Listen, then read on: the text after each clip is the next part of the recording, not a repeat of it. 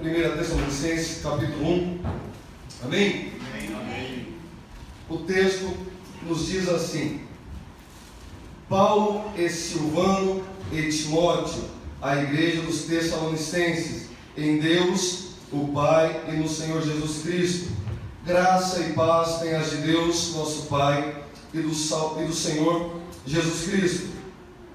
Sempre damos graças a Deus por vós, fazendo menção de vós em nossas orações, lembrando-nos sem cessar da obra da vossa fé, do trabalho, da caridade e da paciência, da esperança em nosso Senhor Jesus Cristo, diante de nosso Deus e Pai.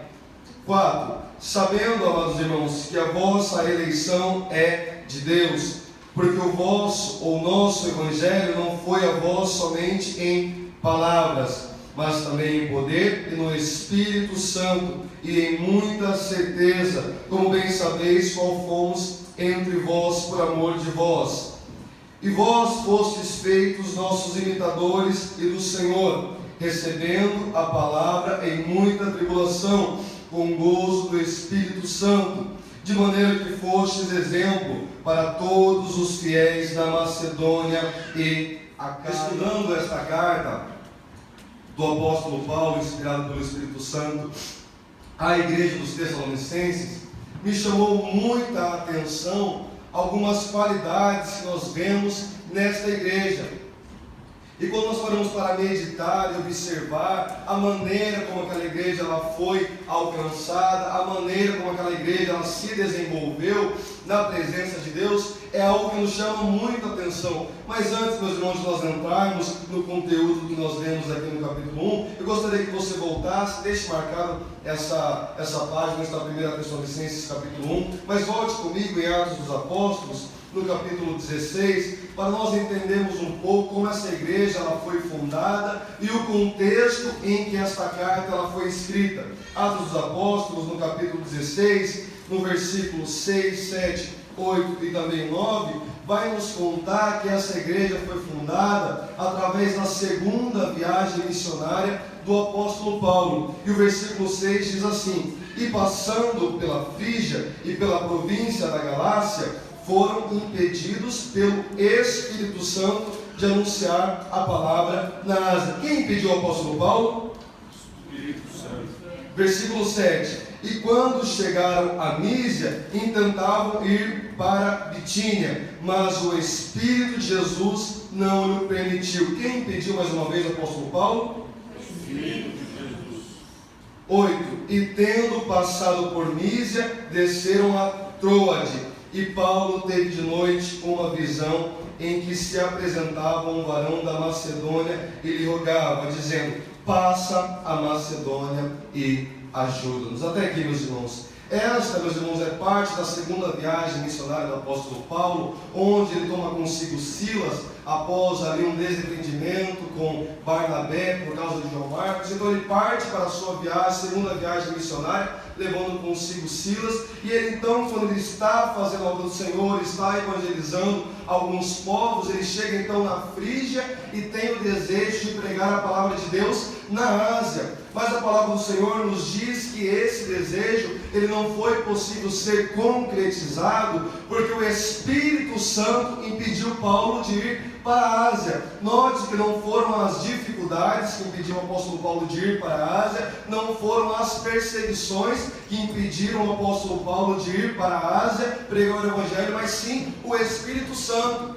E quando, meus irmãos, nós olhamos para esse texto, surge um questionamento, porque a vontade do apóstolo Paulo em ir para a Ásia era pregar o Evangelho de Deus, era uma atitude e uma intenção nobre. Por que então o Espírito Santo ele impediu o apóstolo Paulo de ir para a Ásia? A Ásia, tempos depois, veio a se tornar uma potência do Evangelho, mas naquele momento da história, o Espírito Santo, ele falou com o apóstolo Paulo que não era aquele momento exato para que aquele povo viesse a ser alcançado. E o apóstolo Paulo, ele segue a sua segunda viagem missionária, e ele passa, então, aqui o texto diz, ele passa, chegaram a Mísia e tentavam ir para Bitínia. E mais uma vez o Espírito Santo, ou o Espírito de Jesus, o impediu. E nós, meus irmãos, questionamos, mas por que, Senhor? Por que o apóstolo Paulo ele não pôde ir pregar o Evangelho? Nem na Ásia e nem na Bitínia. É porque o versículo de número 9 tem a explicação para nós. E Paulo teve de noite uma visão em que se apresentava um varão da Macedônia e lhe rogava dizendo: passa a Macedônia e ajuda-nos. Meus irmãos, quando Deus ele fala conosco para não tomarmos alguma decisão, é porque lá na frente Ele vai nos mostrar o caminho que precisamos seguir. E o Espírito Santo é aquele que ainda dirige a igreja. A igreja ainda é direcionada pelo Espírito Santo de Deus. E quando nós olhamos para a igreja primitiva e para a obra missionária do apóstolo Paulo, nós achamos que é uma outra realidade. O Espírito Santo dirigia a igreja sim, mas no primeiro século. Hoje não é mais assim. Hoje as coisas não funcionam assim, meus irmãos. Mas Deus, Ele não muda. E se nós estivermos sensíveis à voz do Espírito Santo, Ele há de nos direcionar. E a palavra do Senhor que diz que a vontade dEle, ela é boa, é perfeita e é agradável.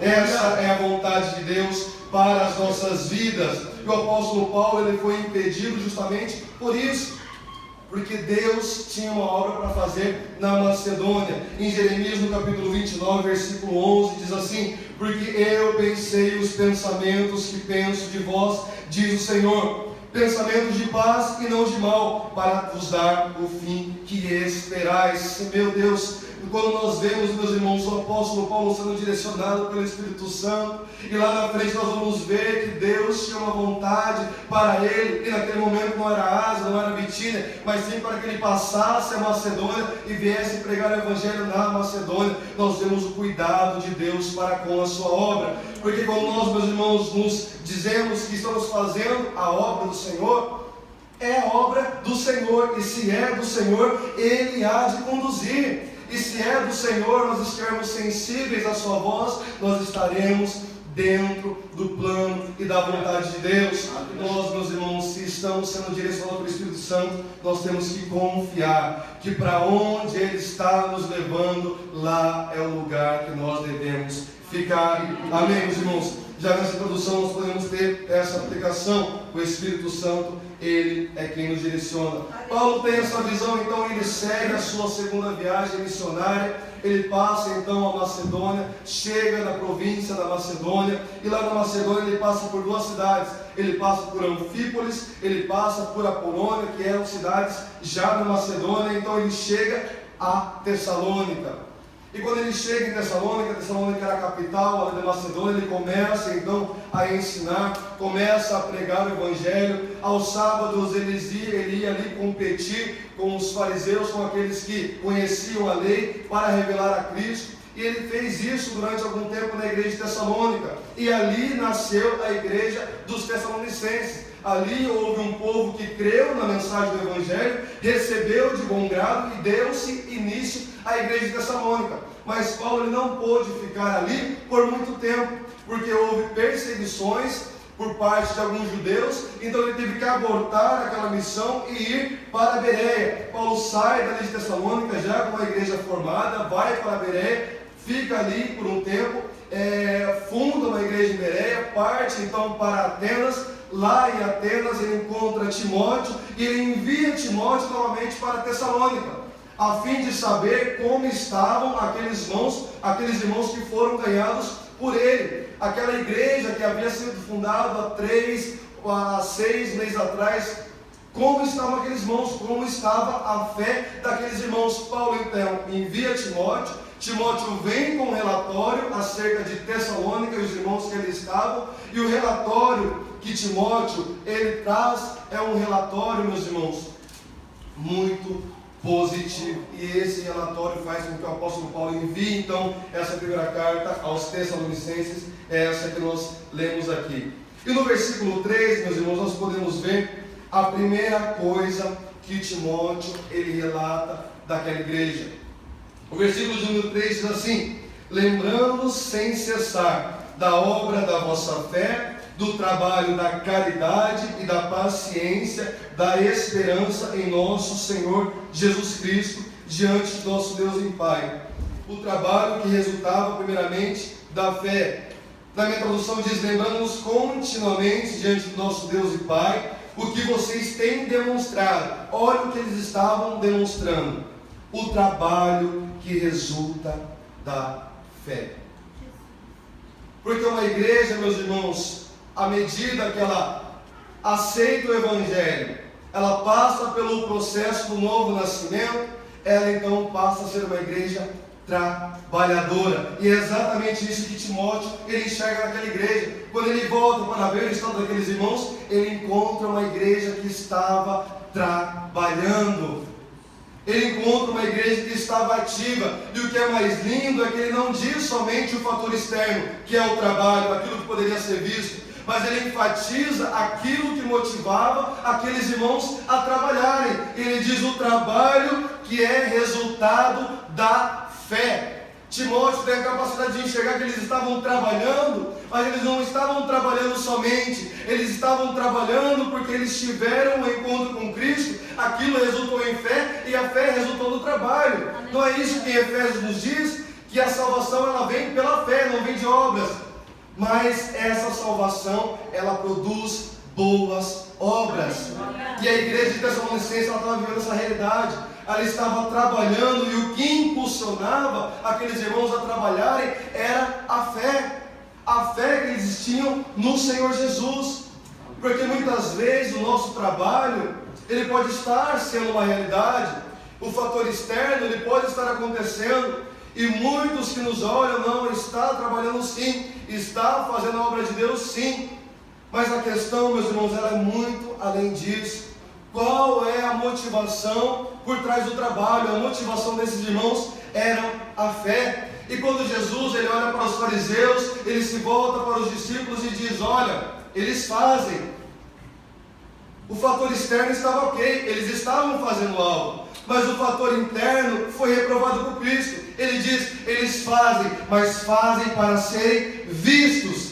Ao contrário da igreja de Tessalônica, Timóteo ele chega com um relatório dizendo: Paulo, eles estão trabalhando, mas eles estão trabalhando impulsionados pela fé que ele tem no Senhor Jesus. Eles estão trabalhando, mas a motivação por trás do trabalho é porque eles estão com o coração cheio de fé, e a fé deles estão produzindo é o trabalho. A fé está direcionando eles a trabalharem, a fazerem algo para o Senhor. Meus irmãos, nós precisamos constantemente analisar o nosso coração. Se temos trabalhado, fator externo, ok, o que tem feito com que nós trabalhemos? O que tem nos impulsionado a trabalhar para o Senhor? Timóteo ele se alegrou porque eles não estavam somente trabalhando, mas eles estavam trabalhando porque eram impulsionados por uma fé genuína, e a fé genuína ela produz obras. Aleluia! Aleluia! Tiago ele diz assim, no capítulo 2, versículo 14: de que adianta, meus irmãos, alguém dizer que tem fé se não tem obras? Acaso a fé pode salvá-lo? Versículo 17 e 18: assim também a fé por si só, se não for acompanhada de obras, está morta. Mas alguém dirá: você tem fé, eu tenho obras, mostre-me a sua fé sem obras, e eu mostrarei a minha fé pelas obras, porque a fé genuína, ela sempre vai produzir boas obras. E era isso que estava acontecendo naquela igreja de Tessalônica. O apóstolo Paulo ele continua no versículo 3 dizendo que eles tinham um esforço motivado pelo amor. Mais uma vez nós vamos ver o fator externo e o fator interno. O fator externo eles se esforçavam, o fator interno era por causa do amor. Aleluia. A palavra esforço ou abnegação, em algumas traduções, aqui no original, fala de um trabalhador que vai além dos seus limites, que emprega todas as suas forças e se doa ao máximo. Essa é a palavra para esforço. E quando Timóteo ele chega na igreja de Tessalônica, ele vê uma igreja que está se doando além dos seus limites, uma igreja que está indo além da sua capacidade. É isso que Paulo diz tempos depois para a igreja de Corinto, acerca das igrejas de Macedônia, que eles davam além da sua capacidade. Nós vamos chegar lá. Eles davam além das suas capacidades. E isso, meus irmãos, era realizado através do amor que eles tinham. Eles empregavam força, energia, eles investiam tempo, eles iam além das suas capacidades. E isso tudo era gerado pelo amor que eles tinham pelo Senhor Jesus Cristo. A motivação deles era exatamente o amor que eles sentiam pela obra de Deus. O que faziam eles irem além, o que faziam eles empregar mais força, mais energia, e dizer: eu posso ir um pouquinho mais, eu posso me esforçar um pouquinho mais, eu posso me negar um pouquinho mais. Era justamente o amor que eles sentiam pela obra de Deus. E quando Paulo ele escreve, ou melhor, Jesus ele escreve a sua carta para uma de suas igrejas ali em Apocalipse, ele diz: conheço as suas obras, no seu trabalho árduo e na sua perseverança. Sei que você não pode tolerar homens maus, que pôs à prova que se dizem ser apóstolos, mas não são, e descobriu que eles eram impostores. Você tem perseverado e suportado sofrimentos por causa do meu nome, e não tem desfalecido. Quando Jesus ele escreve esta carta para esta igreja, todos os fatores externos estavam ok. Jesus ele diz: eu conheço as tuas obras, o seu trabalho árduo, a sua perseverança. Aquela igreja era uma igreja ativamente sadia, era uma igreja que estava trabalhando, que estava se empenhando, que estava se doando. Mas Jesus diz no versículo 4 o seguinte: contra você, porém, tenho isto: você abandonou o seu primeiro amor. Ao contrário da igreja de Tessalônica, essa igreja também era uma igreja ativa, uma igreja que suportava, uma igreja que queria ir além, uma igreja que estava trabalhando. E Jesus ele falou dizendo: isso tudo está ok, porém eu tenho algo contra ti, é vocês deixaram o primeiro amor. Eles faziam tudo isso, mas o que eles faziam não eram mais impulsionados pelo amor que um dia eles receberam. Essa igreja talvez ela começou certo, ela recebeu o amor de Cristo e por isso trabalhou, mas em um momento das suas vidas aquilo começou a ser uma rotina, aquilo começou a ser algo automático, aquilo continuou a ser feito, mas a chama do amor havia se apagado. Mas quando Timóteo ele chega na igreja de Tessalônica, ele diz: eles estão se empenhando, eles estão se dedicando, eles estão indo além das suas capacidades, mas o que está sendo gerado no coração deles para que tudo isso aconteça é o amor. Eles fazem tudo isso, mas fazem em amor. O que impulsiona eles a realizarem tudo isso é o amor. Eles fazem o que fazem porque eles amam ao Senhor Jesus e amam a sua obra. Nós precisamos, meus irmãos, não voltar ou deixar de fazer, mas nós precisamos fazer impulsionados pelo amor. Olha como é bom quando nós fazemos a obra do Senhor com um coração ardendo de amor. Muitas vezes, meus irmãos, e isso que eu vou falar é algo muito sério, o cansaço ele nos sobrevém não por causa do trabalho em si, mas o cansaço ele nos sobrevém por causa da motivação errada. É verdade. E quantos de nós alegamos: mas eu estou cansado de obra, eu estou cansado desse negócio de evangelho, eu estou sobrecarregado. Mas o trabalho em si não é o problema. O problema é que a chama do primeiro amor ela se apagou. O problema é que aquilo que nos impulsiona, ele teve alguma alteração no percurso, porque quando nós estamos fazendo a obra do Senhor impulsionados por amor, nós temos a capacidade de ir além, de ir um pouquinho mais, de se doar um pouquinho mais, de fazer um pouquinho mais. Por quê? Não por causa de nós, mas pelo amor que um dia nos alcançou. E quando vem o desejo de parar, e quando vem o cansaço, não digo cansaço físico, porque ele vem mesmo, mas o cansaço espiritual, nós olhamos para a cruz e ganhamos mais um pouquinho de fôlego, e esse amor nos leva a ir um pouquinho mais além. Que o nosso trabalho, meus irmãos, ele venha a ser impulsionado por esse amor. Aleluia! Que o nosso trabalho ele venha a ser impulsionado pelo amor que um dia nos alcançou. Trabalho impulsionado por amor não é cansativo. Trabalho impulsionado pelo amor de Deus não é cansativo. Cansativo é nós mudarmos, meus irmãos, aquilo que nos move, aquilo que nos motiva. Porque se a nossa motivação for qualquer outra, senão o amor, nós cansaremos e pararemos. E quando o cansaço chegar, é hora de reavaliar os nossos conceitos e sondar os nossos corações e saber o que tem nos motivado a fazer. Versículo número 3, o apóstolo Paulo ele continua dizendo que eles perseveravam e essa perseverança era causada pela esperança. Perseverança aqui no original, meus irmãos, não tem o sentido daquela perseverança onde nós estamos passando por um momento de dificuldade e nós perseveramos, aumentamos um pouquinho mais e ali nos fechamos e suportamos com muita dor e dificuldade. Não é dessa perseverança que o texto está dizendo. A perseverança aqui é aquela perseverança que o Leslie ele disse aqui, é a perseverança que nos faz sobrevoar acima dos problemas. É aquela perseverança onde tudo em nossa volta parece estar contra nós, onde as dificuldades, as ondas, elas parecem que vão nos submergir, mas apesar de todas as circunstâncias negativas, essas coisas não têm a capacidade de mudar o que somos em essência. Porque a igreja de Tessalônica ela estava vivendo perseguição, era uma igreja que não havia sido ensinada por muito tempo, era uma igreja que estava passando por muitas dificuldades, mas todas essas dificuldades não mudou aqueles irmãos. E quando Timóteo chega com o relatório, ele diz, eles estão perseverando, eles estão indo acima das dificuldades. Tudo que está acontecendo não está mudando aqueles irmãos, eles estão permanecendo, eles estão indo adiante, perseverando, e parece que nem tem luta. Porque muitas vezes nós encontramos irmãos que estão passando por uma prova, uma dificuldade, e é só notícia ruim, mas aquele irmão ele não muda.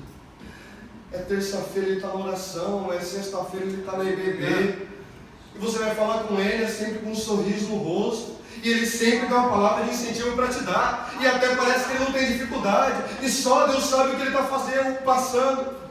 Mas acontece que ele está indo além, acontece que ele está acima das dificuldades, ele está perseverando.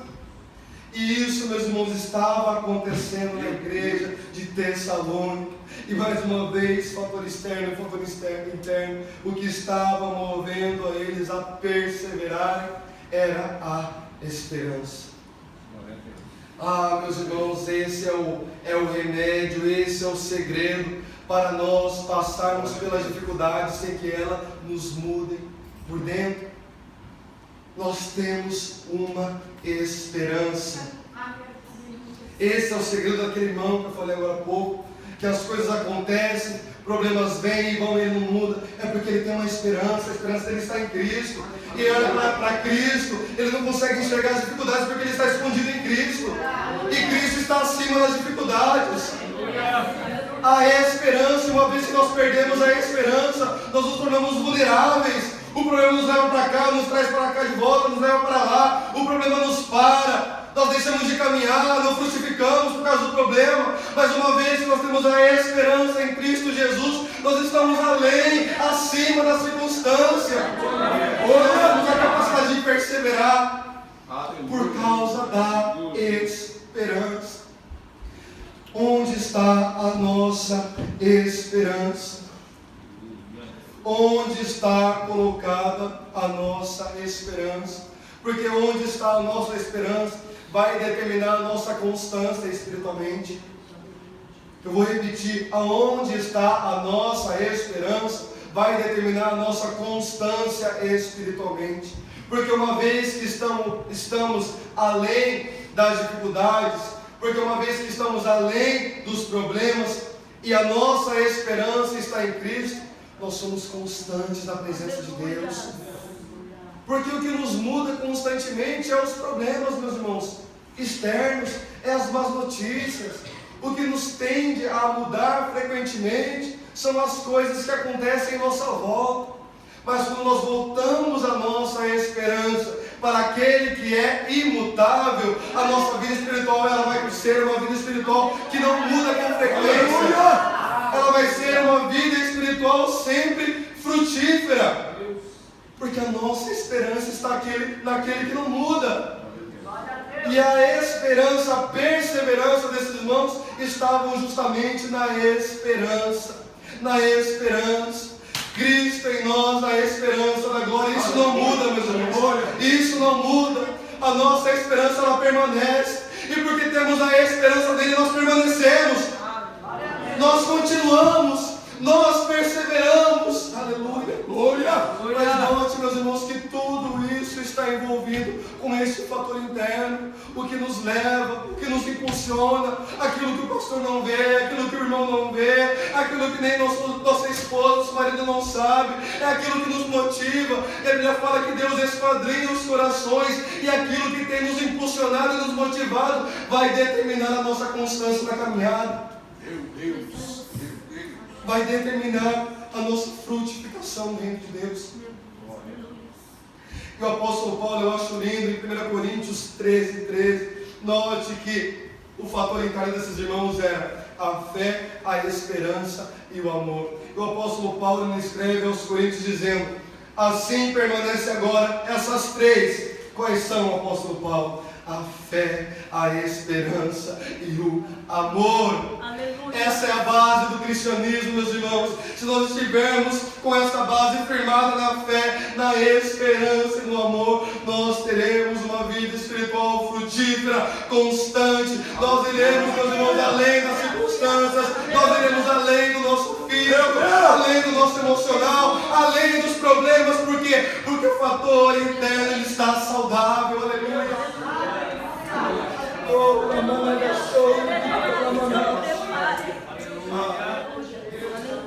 Qual tem sido a nossa motivação? Porque ela, se for uma motivação correta, é a motivação que agrada o coração de Deus. Ou melhor, entra tempo, sai tempo, e nós permaneceremos. Meus irmãos, e eu acho lindo porque a Bíblia tem um cuidado muito grande com o nosso interior. E lá em Provérbios nós vemos que ao conselho de Salomão é sobre tudo que deve se guardar, guarde o seu coração, porque dele procede as saídas da vida. Jeremias tratou o seu coração como sendo enganoso. O Senhor Jesus, ele disse que contamina o homem não é aquilo que entra pela boca, mas aquilo que sai do nosso interior. E muitas vezes a nossa inconstância espiritual, ora estamos bem, ora não estamos, ora queremos fazer, ora não queremos, ora eu estou voando nas asas do Espírito, ora eu não estou. Meus irmãos, passa muito por aquilo que tem nos motivado, passa diretamente por aquilo que tem nos impulsionado. E eu acho lindo que Timóteo, quando ele traz o relatório para o apóstolo Paulo, ele tem cuidado não de só falar o que eles estavam fazendo. Agora eles estão trabalhando, eles estão perseverando, eles estão indo além das suas capacidades. Ele não fala somente isso. Ele fala o que estava movendo aquela igreja. Ele vai além, ele diz o que estava impulsionando aqueles irmãos. Porque é isso que realmente tem valor diante de Deus, o dia que estivermos perante o tribunal de Cristo. As obras em si, meus irmãos, elas serão julgadas não por aquilo, pela quantidade, pela produtividade ou pela qualidade, mas por aquilo que nos moveu em todo esse tempo. Por aquilo que nos moveu por todo esse tempo. Mas, Senhor, eu profetizei, os demônios nos submetiam, Senhor, eu fiz prodígios e maravilhas no teu nome, apartai-vos de mim. Faziam, realizavam, estavam ativos na obra de Deus, porém aquilo que os movia estava contaminado, aquilo que os movia estava comprometido. Meus irmãos, que possamos guardar o nosso coração e constantemente nos autoexaminar. Autoexame não é para fazer somente na ceia. Autoexame deve ser, meus irmãos, um hábito diário. O que tem nos movido? O que tem nos impulsionado? Será que eu faço a mesma coisa que eu fazia anos atrás com o mesmo amor que me impulsionava? Porque o novo convertido ele não cansa, né, pastor Evaldo? novo convertido, ele vai, ele volta, precisa, e vai e vem. É porque, o que ele tem? É a motivação por trás. Ele não entende muita coisa, ele só entende que o que move ele é o amor que ele recebeu. Ele não entende muitas coisas. Talvez ele não tenha a profundidade de um convertido há anos. Ah, meus irmãos, mas você pode ter certeza, o que move ele é o sentimento sadio. É por isso que ele vai, ele volta, ele ora, ele prega, ele evangeliza, ele vem, ele faz. Por quê? Porque o que move ele é um coração incendiado de amor.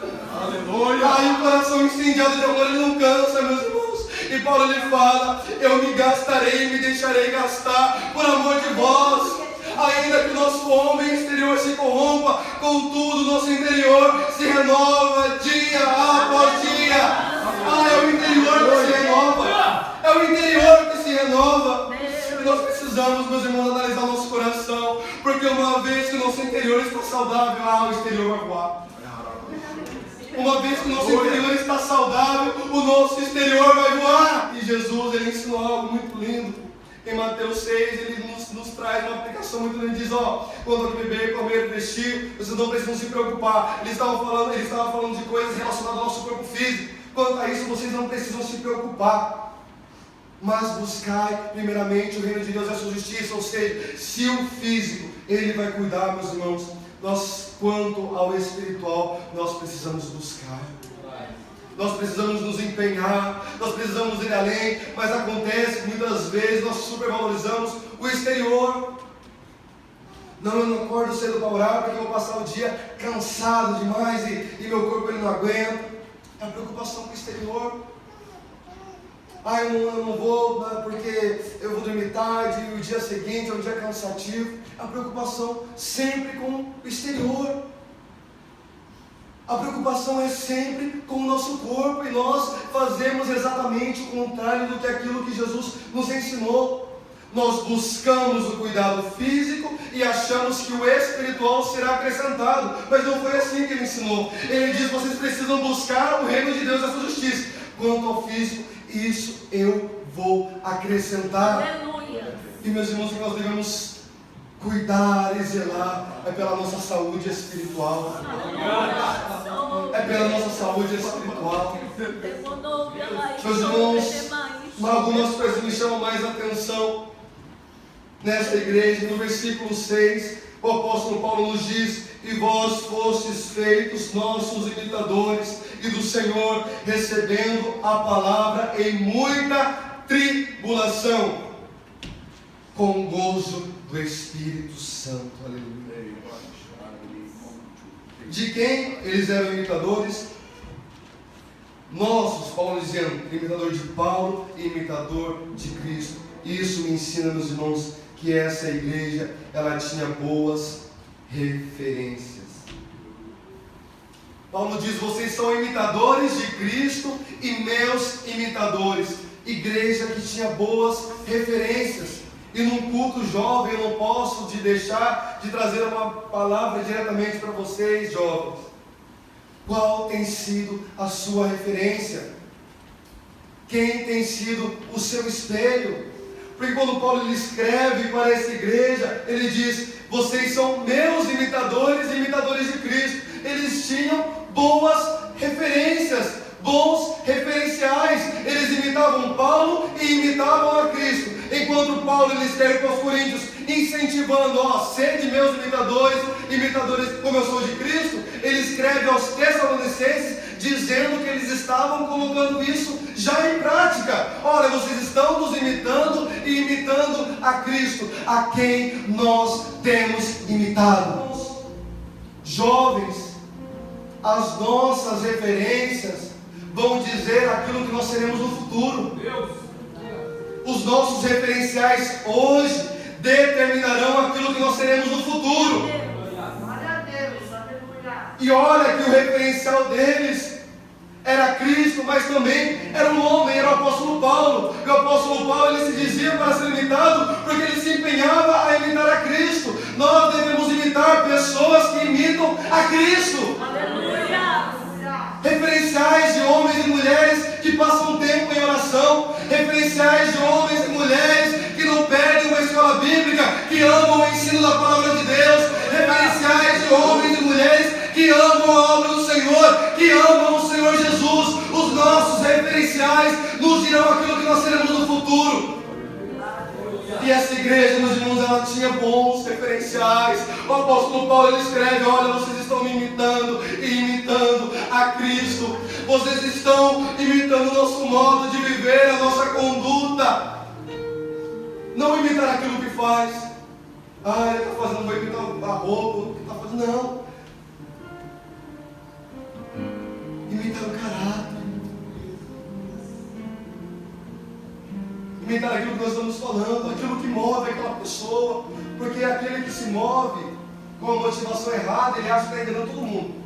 Ele acha que está passando desapercebido. Mas aquele que é espiritual, ele sabe bem todas as coisas.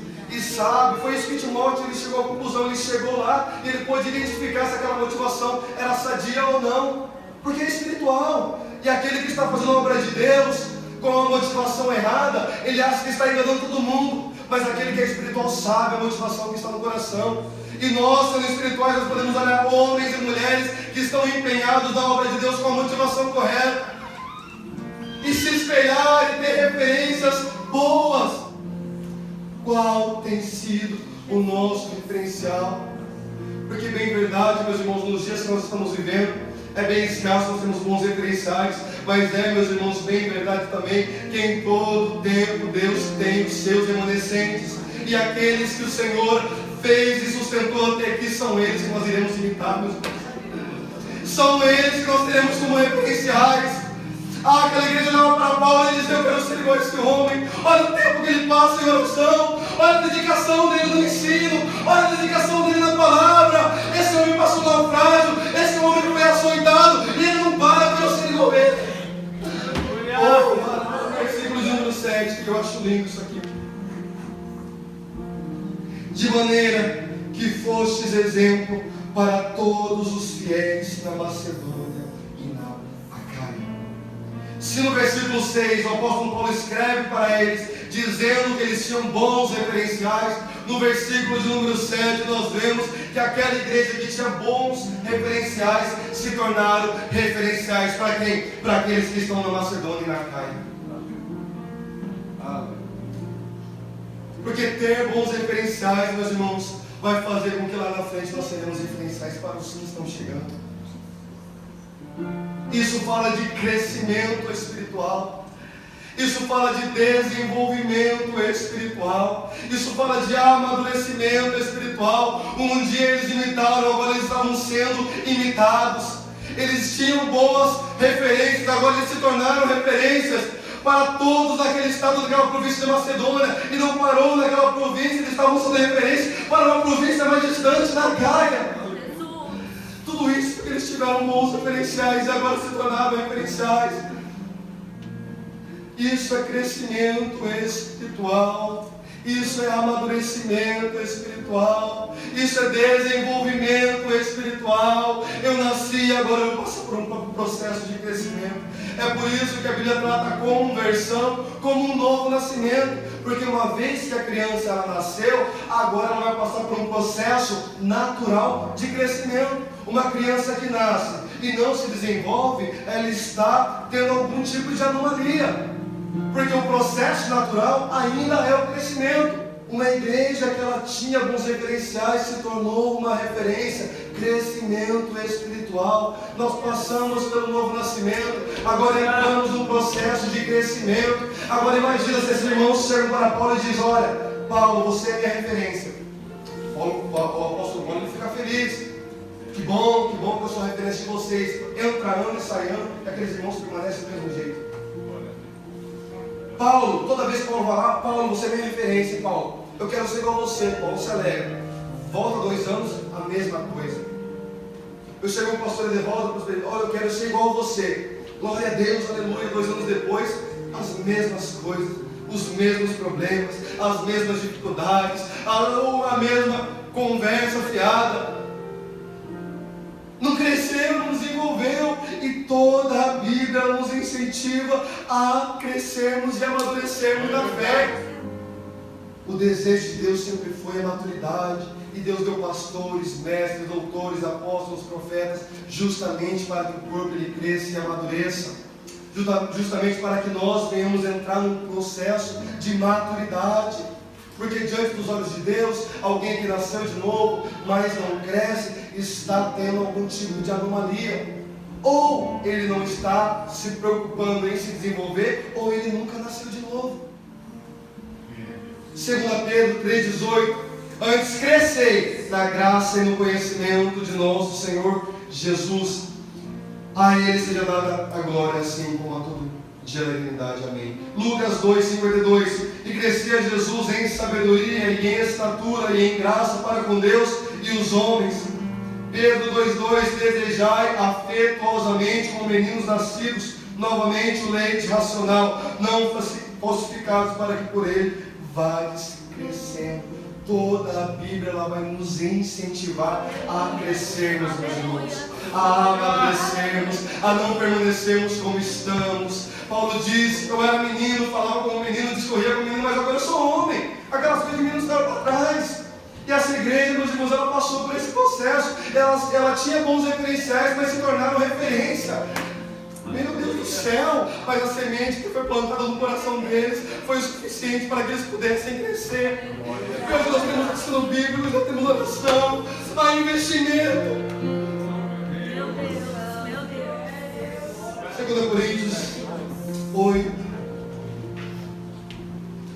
versículo 1 ao 5, nos diz assim a palavra do Senhor: também, irmãos, nos fazemos conhecer a graça de Deus dada às igrejas da...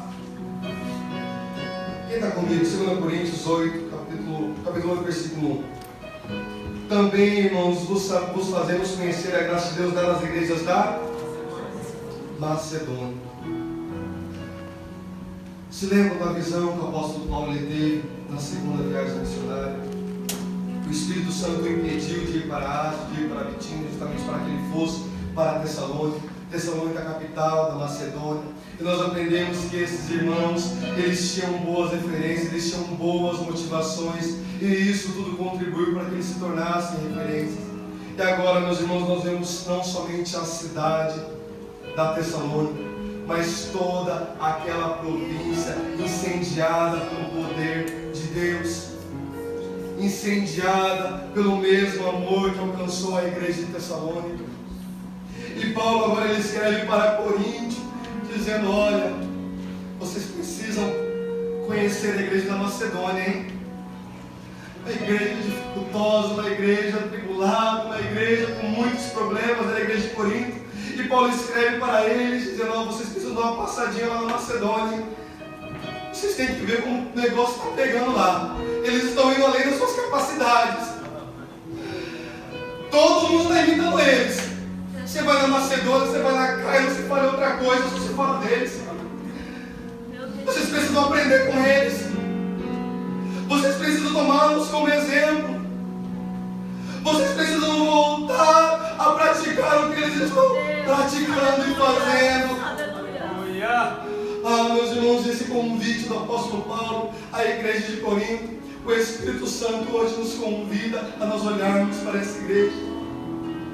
Uma igreja que fazia motivada pelos melhores sentimentos, impulsos.